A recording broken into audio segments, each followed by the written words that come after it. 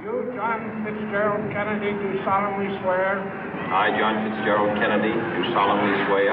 That you will faithfully execute the office of President of the United States. That I will faithfully execute the office of President of the United States.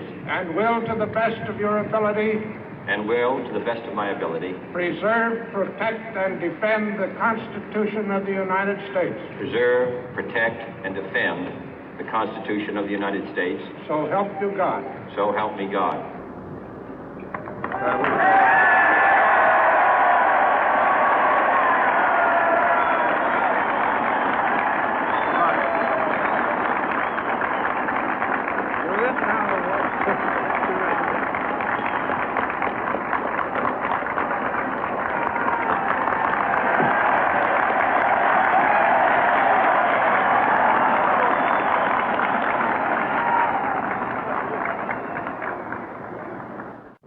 Vice President Johnson, Mr. Speaker, Mr. Chief Justice, President Eisenhower, Vice President Nixon, President Truman, Reverend clergy, fellow citizens. We observe today not a victory of party, but a celebration of freedom, symbolizing an end as well as a beginning, signifying renewal as well as change. For I have sworn before you and Almighty God the same solemn oath our forebears prescribed nearly a century and 3/4 ago. The world is very different now, for man holds in his mortal hands the power to abolish all forms of human poverty and all forms of human life. And yet the same revolutionary beliefs for which our forebears fought are still at issue around the globe. The belief that the rights of man come not from the generosity of the state, but from the hand of God. We dare not forget today that we are the heirs of that first revolution. Let the word go forth from this time and place to friend and foe alike that the torch has been passed to a new generation of Americans born in this century, tempered by war, disciplined by a hard and bitter peace, proud of our ancient heritage, and unwilling to witness or permit the slow undoing of those human rights to which this nation has always been committed and to which we are committed today at home and around the world.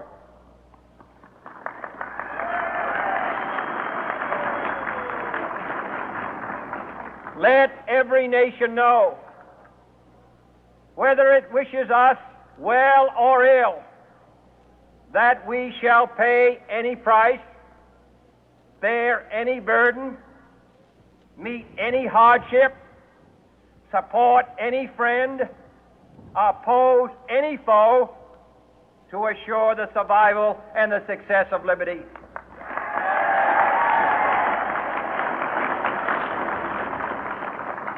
This much we pledge and more. To those old allies whose cultural and spiritual origins we share, we pledge the loyalty of faithful friends. United, there is little we cannot do in a host of cooperative ventures. Divided, there is little we can do, for we dare not meet a powerful challenge at odds and split asunder.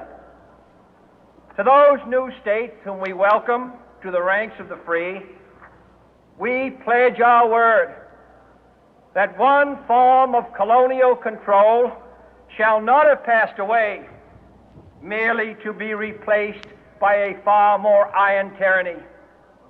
We shall not always expect to find them supporting our view, but we shall always hope to find them strongly supporting their own freedom, and to remember that in the past, those who foolishly sought power by riding the back of the tiger ended up inside.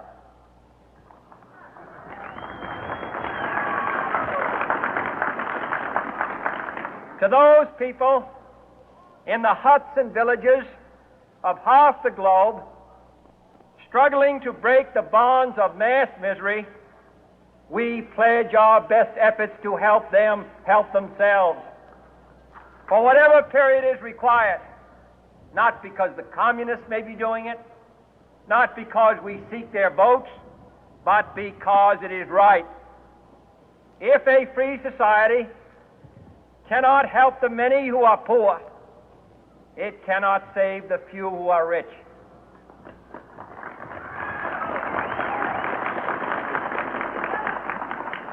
To our sister republics south of our border, we offer a special pledge to convert our good words into good deeds, in a new alliance for progress, to assist free men and free governments in casting off the chains of poverty.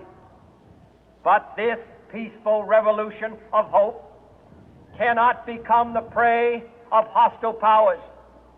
Let all our neighbors know that we shall join with them to oppose aggression or subversion anywhere in the Americas.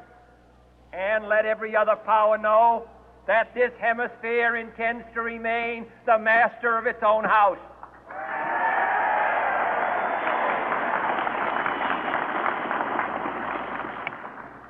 To that World Assembly of Sovereign States, the United Nations, our last best hope, in an age where the instruments of war have far outpaced the instruments of peace, we renew our pledge of support to prevent it from becoming merely a forum for invective, to strengthen its shield of the new and the weak, and to enlarge the area in which its writ may run.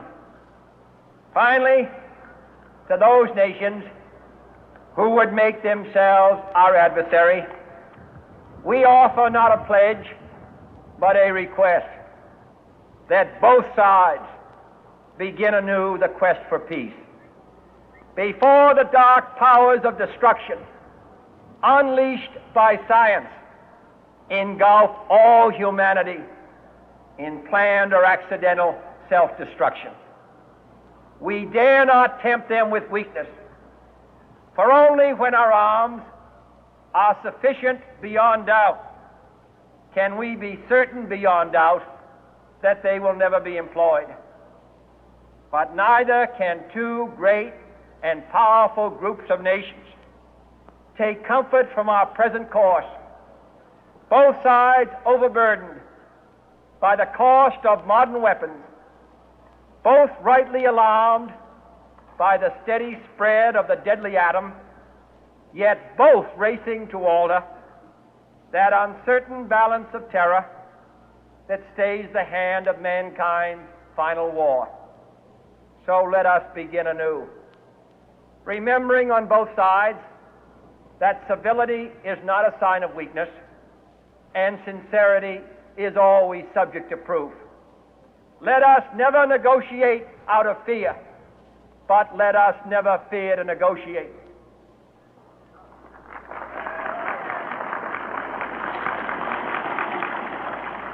Let both sides explore what problems unite us, instead of belaboring those problems which divide us. Let both sides, for the first time, formulate serious and precise proposals for the inspection and control of arms, and bring the absolute power to destroy other nations under the absolute control of all nations.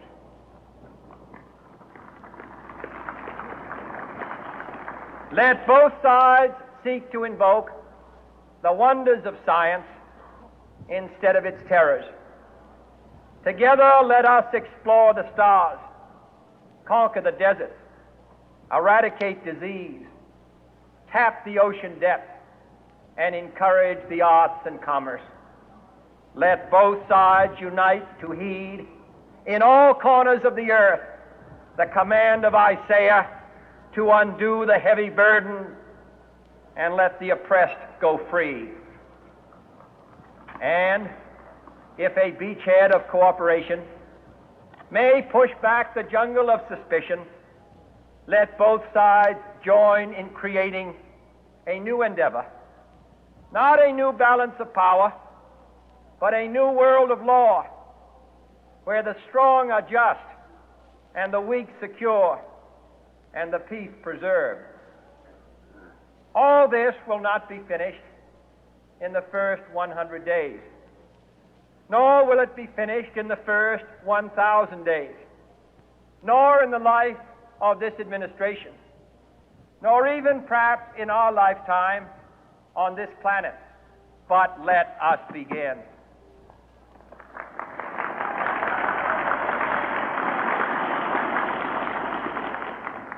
In your hands, my fellow citizens, more than mine, will rest the final success or failure of our course. Since this country was founded, each generation of Americans has been summoned to give testimony to its national loyalty. The graves of young Americans who answered the call to service surround the globe. Now the trumpet summons us again, not as a call to bear arms, though arms we need, not as a call to battle, though in battle we are, but a call to bear the burden of a long twilight struggle, year in and year out, rejoicing in hope, patient in tribulation, a struggle against the common enemies of man, tyranny, poverty, disease, and war itself. Can we forge against these enemies a grand and global alliance, north and south, east and west, that can assure a more fruitful life for all mankind? Will you join in that historic effort?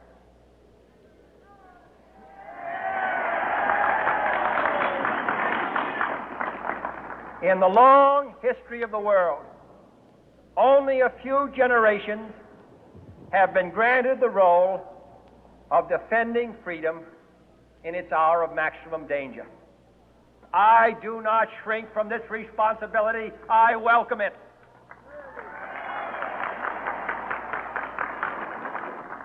I do not believe